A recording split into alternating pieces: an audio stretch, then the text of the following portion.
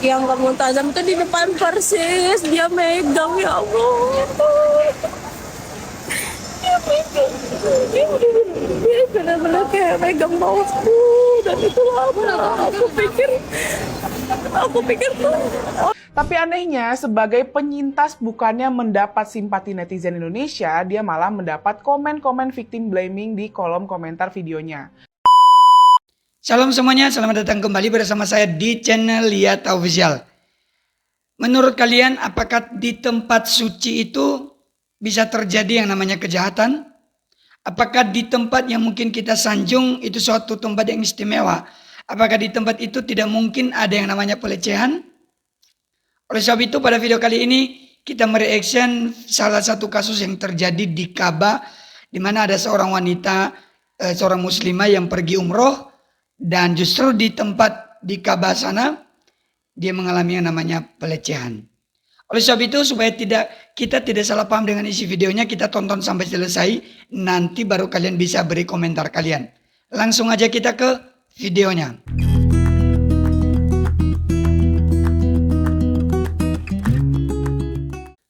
Ya teman-teman, sebelum kita menonton video dari kakaknya yang mengupload videonya, dia mengakui bahwa ada orang yang mengikuti dia dan melakukan pelecehan kepada dia.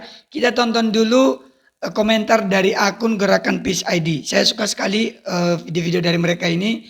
Komentar-komentar mereka ini, mereka menyampaikan suatu secara logis dan juga memberikan didikan bagi kita sebagai warga negara Indonesia. Mari kita tonton videonya dan nanti kita baca komentar-komentar orang. Ka'bah sebagai tempat suci agama Islam ternyata nggak benar-benar suci dari perbuatan bejat. Seorang muslimah asal Indonesia baru aja mendapat perlakuan tak senonoh di tempat itu. Dia dilecehkan secara seksual oleh sesama jemaah saat dia sedang berumroh. Kejadian ini dialami oleh akun Instagram Kiminyo.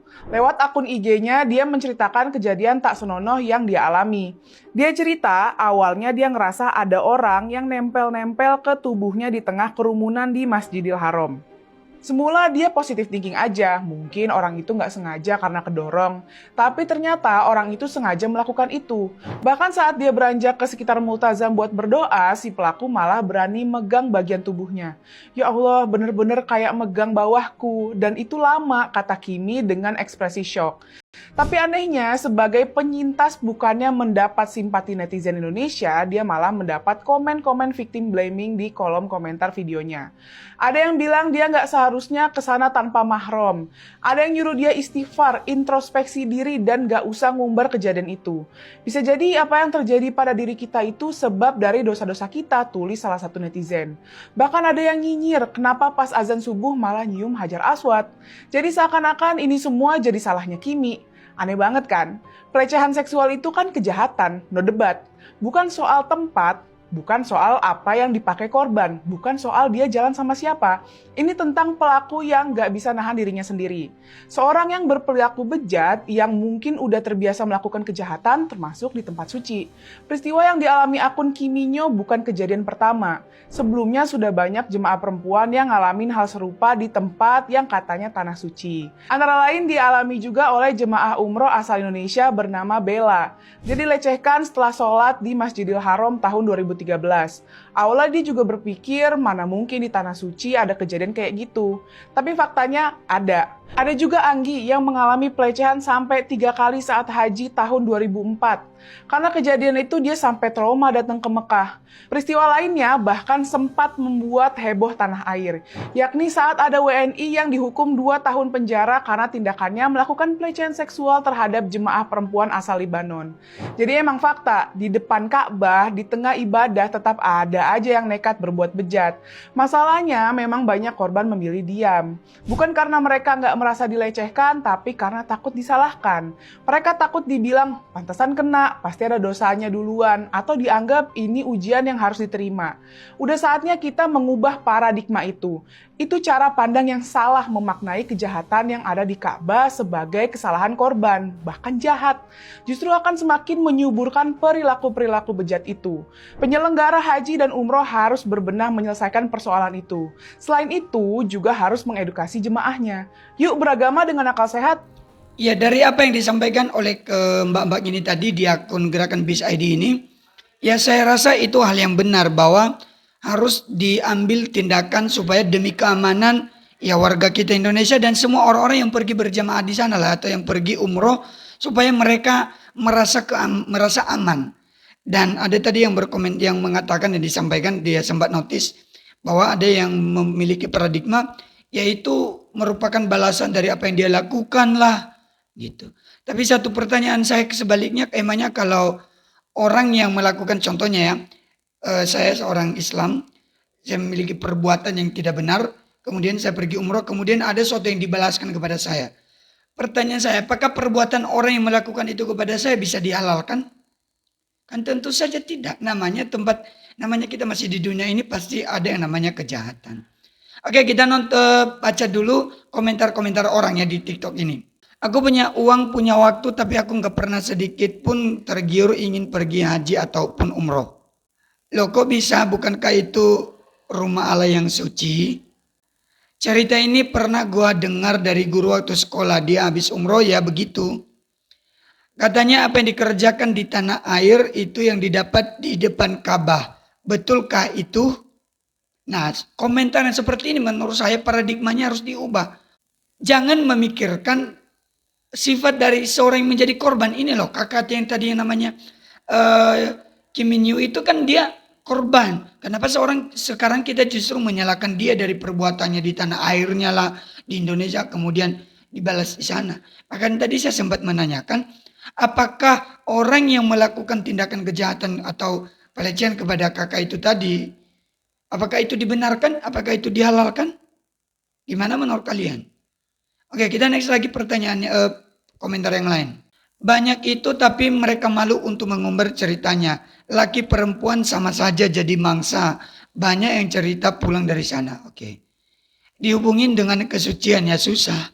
Nggak ada titik temu. Ibaratnya kalau salah di tempat asal emang selalu salah. Kalau benar itu ridho. Makanya gerakan bisa dijauhkan. Iya di situ kan dia jatuhnya korban. Oke, kan banyak petugas keamanan seharusnya Anda mengusulkan untuk mengadu ke pihak keamanan bikin laporan. Prosedurnya sulit. Ngelapor juga bingung bahasanya, nggak ada bukti, nggak ada saksi. Semoga kakaknya dikuatkan dan nggak trauma. Betul. Saya suka komentar seperti ini. Ya baik, kita juga menonton dari akun Instagram kakaknya sendiri ya. Karena kalau nggak dari videonya sendiri kan nggak valid ya. Seolah-olah nanti yang akun gerakan Peace ID ini membuat video dengan sembarangan. Saya juga mungkin dianggap demikian ya. Oke, coba kita mendengar langsung kesaksian nyata dari kakaknya ini. Ya Allah, sumpah ini pengalaman nggak tahu kayak gimana ya. Ini aku harus banyak-banyak istighfar sih. Astagfirullah, astagfirullah, astagfirullah. Aku nggak nyangka banget ya. Ternyata orang-orang di sini tuh ada yang bener-bener mesum, bener-bener ya Allah. Aku dari tadi ya diikutin sama orang itu ternyata. Jadi awalnya tuh aku ngerasa dia nempel-nempel gitu, tapi aku mikir kayak ya udah dia kan mungkin kedorong gitu kan. Karena aku nggak nyaman dia nempel-nempel itu aku langsung pergi guys. Waktu di Hajar Aswad itu, dan akhirnya aku geser sampai arah aku bisa nyium Hajar Aswad, alhamdulillahnya. Tapi setelah itu kepotong sama azan subuh dan aku ngambil barisan buat sholat. Nah ketika aku udah sholat nih, ya Allah, aku tuh ke Muntazam mau berdoa di situ dan aku tuh pengen megang, aku bisa masuk ke barisan yang ke Muntazam itu di depan persis dia megang, ya Allah. Dia benar-benar kayak megang bawahku dan itu lama.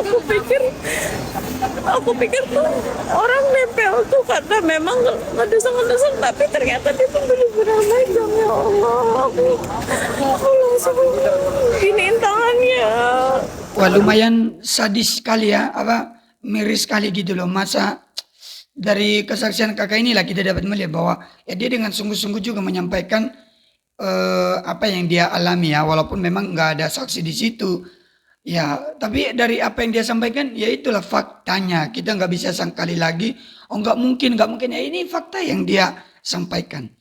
Oke, kita coba mendengarkan dulu, membacakan dulu komentar-komentar dari orang-orang ya. Beb, hati-hati kamu ya, jaga diri, pokoknya segala sesuatunya pasti ada belasan balasan kamu berdoa yang baik-baik aja di sana, biar doa baik itu kembali ke diri kamu juga. Mantap. Pertama, kamu masih ada di bumi. Jika tidak akan bisa terhindar dari hal-hal batil, betul. Kedua, gunanya bersama mahram supaya bisa melindungi kamu dari hal-hal batil seperti ini. Ketiga, jangan pernah berpikir tanah suci itu surga. Saya sangat setuju dengan ini. Yang pasti aman walaupun namanya al-haram. Haram melakukan dosa. Keempat, jangan memaksa mencium kurang tahu ini. Mencium haj aswad. Kalau saya salah kalian komentari. Jika tidak kondusif non mahram. Terakhir, berdoa di multazam itu tidak mesti ditembak langsung walaupun memang sunnahnya menempelkan tangan di pipi kanan dan pipi kanan. Berarti dari yang komen ini dia memberikan solusi lah supaya ya menjadi pelajaran bagi orang-orang lain juga kan.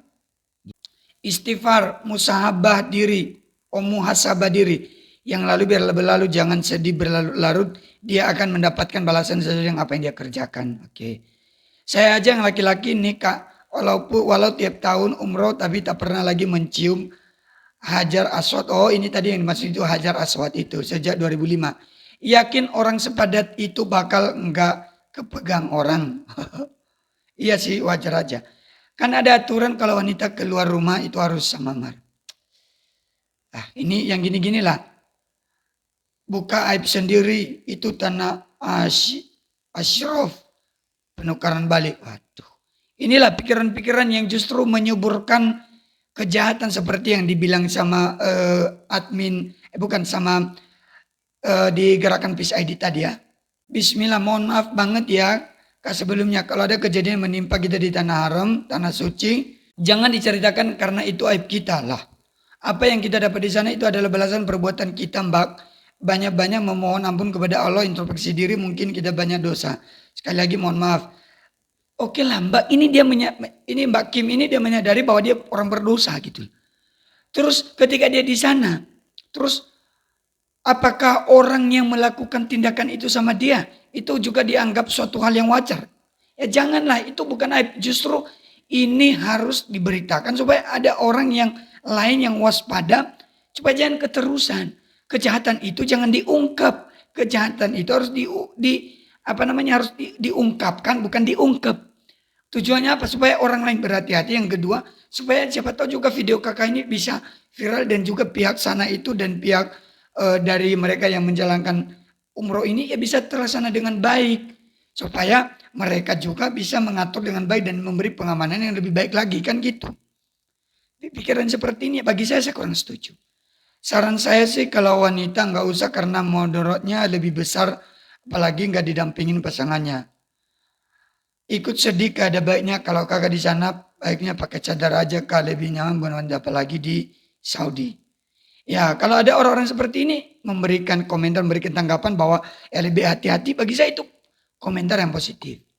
Nah teman-teman mengenai kasus ini menurut saya ya bagi saya setuju kakak ini walaupun saya orang Kristen, saya setuju kakak ini speak up atau memberitahukan kepada umum apa yang dialami. Bagi saya itu bukan aib. Itu namanya justru membuka hal-hal yang terjadi yang sering diungkap atau dirasakan sama banyak orang yang terjadi di tanah suci. Kita kan nggak tahu siapa yang sudah pernah menjadi korban. Bukan tanah sucinya, bukan berarti jelek tanah sucinya, bukan. Bukan berarti kalau dia sudah ngepost ini berarti dia menjelekkan tanah suci, kan bukan juga. Dia kan memberitahu fakta. Karena orang-orang yang datang ke sana juga kan banyak banget. Dan dengan individual yang berbeda-beda, budaya yang berbeda-beda, pasti aja muncul yang namanya kejahatan. Selama kita masih di bumi, kejahatan masih akan selalu ada. Baik teman-teman, demikian video kali ini. Tuhan Yesus memberkati kita semua dimanapun kita berada. Untuk video yang pertama tadi silahkan berikan komentar kalian, tanggapan kalian tentang video itu, tentang Mbak Kim tadi itu yang speak up tentang kejadian yang dia alami di Ka'bah sana. Berikan tanggapan kalian dengan positif dan kiranya kalian juga suka video ini. Tuhan Yesus memberkati kita semua. Shalom, sampai jumpa kembali.